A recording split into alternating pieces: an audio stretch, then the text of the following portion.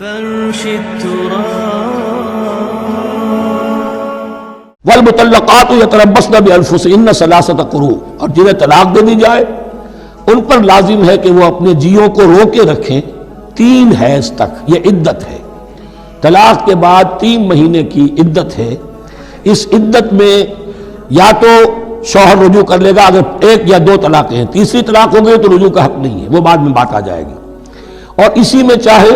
تو اس کے بعد جب مدت ختم ہو جائے گی تو پھر اب شوہر کا حق ختم ہو جائے گا، اب وہ آزاد ہوگی، لیکن اس مدت کے اندر وہ دوسری شادی نہیں کر سکتی۔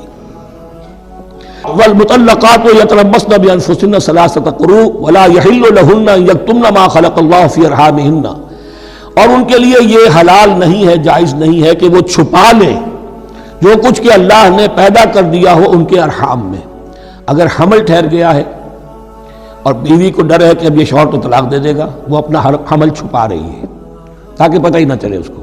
کیونکہ وہ چاہے گی کہ بچہ میرے پاس رہے، بچہ بچی جو بھی ہو۔ ظاہر بات ہے کہ بچہ اور بچی جو ہے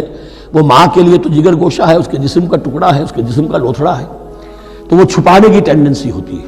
کہ وہ جھگڑا ہی نہ اٹھے۔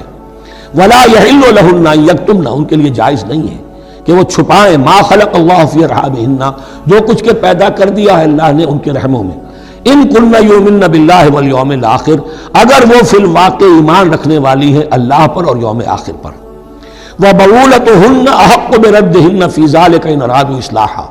اور یہ جو عدت کی مدت ہے اس میں ان کے شوہروں کو حق حاصل ہے، زیادہ حقدار ہیں کہ انہیں لوٹا لیں، اسے رجعت کہتے ہیں، رجوع کیا جا سکتا ہے عدت کے اندر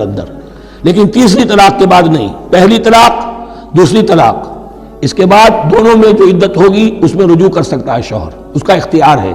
بیوی کو نہ کہنے کا اختیار نہیں ہے کہ اب تم طلاق دے چکے ہو، اب میں تمہاری بات ماننے کو تیار نہیں ہوں، اس کا اسے حق نہیں ہے۔ اسے پھر وہ مرد کا جو حق ہے وَبَعُولَتُهُنَّ أَحَقُّ بِرَدِّهِنَّ، وہ زیادہ حقدار ہے کہ انہیں لوٹا لے، فی ذالک، اس مدت کے اندر ان ارادوا اصلاحا، اگر وہ واقعتاً اصلاح ہی چاہتے ہیں۔